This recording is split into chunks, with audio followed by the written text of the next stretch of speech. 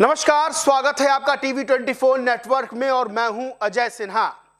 शब्द सम्हारे बोलिए, शब्द के ना हाथ पांव, एक शब्द औषधि करे, एक शब्द करे घाव।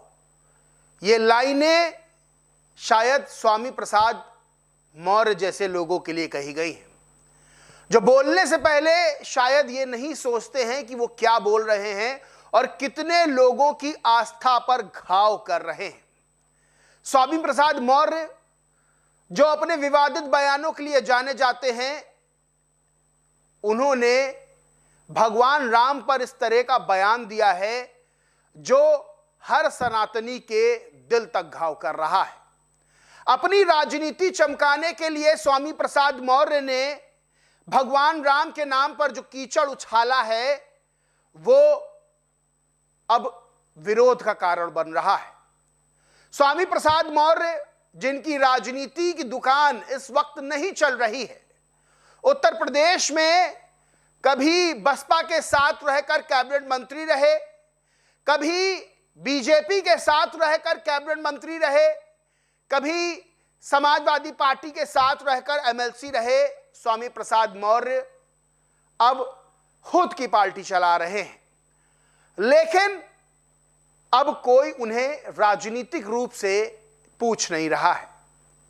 अपनी राजनीति 2027 के चुनाव के लिए कैसे चले, 2027 के विधानसभा चुनाव में कैसे चेहरा चमके, तो क्या अब इसके लिए भगवान राम के नाम पर कीचड़ उछाला जाएगा? स्वामी प्रसाद मौर्य का एक बयान वायरल हो रहा है। दरअसल अयोध्या राम मंदिर में चोरी का प्रकरण किसी से छिपा नहीं है। राम मंदिर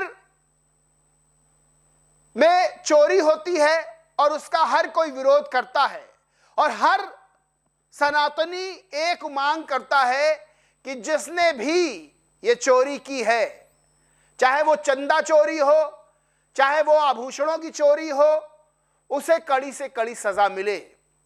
सरकार ने इस मामले में एक्शन भी लिया है। एसआईटी गठित की गई, एसआईटी ने अपनी जांच रिपोर्ट भी सौंप दी है, जो कि गोपनीय है।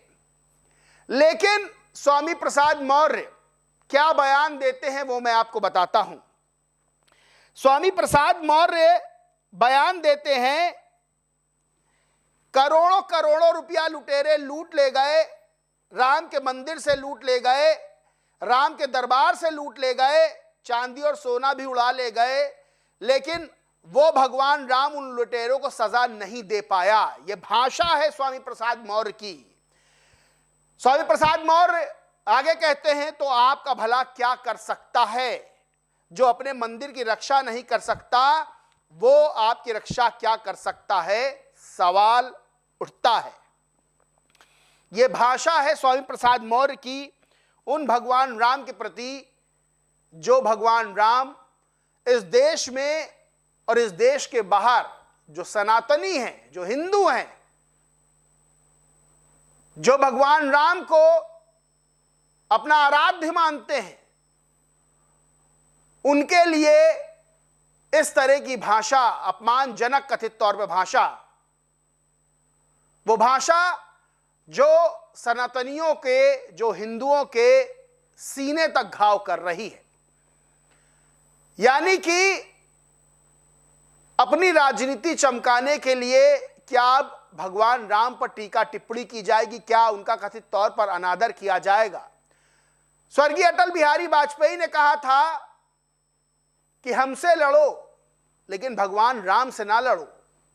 स्वामी प्रसाद मौर्य को निशाना साधना है, वो बीजेपी पे साधें, वो दूसरी पार्टियों पे साधें, जिन्होंने चंदा चोरी की उन पे साधें, लेकिन क्या अपनी राजनीति चमकाने के लिए भगवान राम के नाम पर कीचड़ उछाला जाएगा? आप फिर से भाषा सुनिएगा स्वामी प्रसाद मौर्य की। स्वामी प्रसाद मौर्य कहते हैं, राम के दरबार से करोड़ों करोड़ लुट गए, चांदी सोना उड़ा ले गए, लेकिन वो राम उन लुटेरों को सजा नहीं दे पाया। तो भला आपका क्या कर सकता है? जो अपने मंदिर की रक्षा नहीं कर सकता, वो आपकी रक्षा क्या कर सकता है? शायद स्वामी प्रसाद मौर्य को इस बात का ज्ञान नहीं है कि सोना, चांदी, हीरे, जवाहरात ये आम आदमियों के लिए मूल्यवान चीजें होती हैं, भगवान के लिए नहीं होती हैं। लोग आस्थापूर्ण ढंग से चंदा देते हैं, सोना, चांदी, जेवरात जो उनके पास होता है वो चढ़ाते हैं। अगर उसमें कोई गबन करता है, अगर उसमें कोई चोरी करता है तो उसे कड़ी सजा मिले, लेकिन भगवान के नाम पर इस तरह की टीका टिप्पणी करना, क्या ये सही है? स्वामी प्रसाद मौर्य का बयान जो स्वामी प्रसाद मौर्य ने ट्वीट किया, उस पर कुछ लोगों ने उनको जवाब दिया। क्या दिया वो मैं आपको बताता हूं। राजेश कुमार शर्मा नाम की ट्विटर यूजर लिखते हैं, महाशय अभी तक आप कहां थे? कई साल बीत गया, आपको देखकर अच्छा लगा। अब तो बीजेपी को एक और प्रचारक मिल गया है साहब। ओमकार शुक्ला नाम के ट्विटर यूजर लिखते हैं, सवाल तो यह भी उठता है कि तुम्हें किसी की आस्था का मजाक उड़ाने का अधिकार किसने दिया? क्या तुम अमर हो? अमर तो नहीं हो, मरकर तुम्हें भी जाना है। जो जितनी जिंदगी बची है उसे अच्छे से जियो। भगवान का नाम मान नहीं कर सकते तो अपमान क्यों कर रहे हो? इस दुनिया से बड़ी सत्ता भी है भगवान राम की। सवाल यही खड़े होते हैं कि स्वामी प्रसाद मौर्य, जिनकी राजनीति की क्या स्थिति है वो किसी से छिपा नहीं है। वो अब अपनी पार्टी चला रहे हैं, अपनी जनता पार्टी। उनकी पार्टी कितनी सीटें जीतती है बिहार में, उत्तर प्रदेश में क्या स्थिति है, ये किसी से छिपा नहीं है, सब खुली किताब है। लेकिन किसी की आस्था को चोट पहुंचाकर क्या वो अपनी राजनीति चमकाएंगे? क्या उस बहुसंख्यक समाज की आस्था को चोट पहुंचाकर अपनी राजनीति वो चमकाएंगे? लगता है स्वामी प्रसाद मौर्य जैसे नेता राजनीतिक इतिहास से सबक नहीं लेते हैं।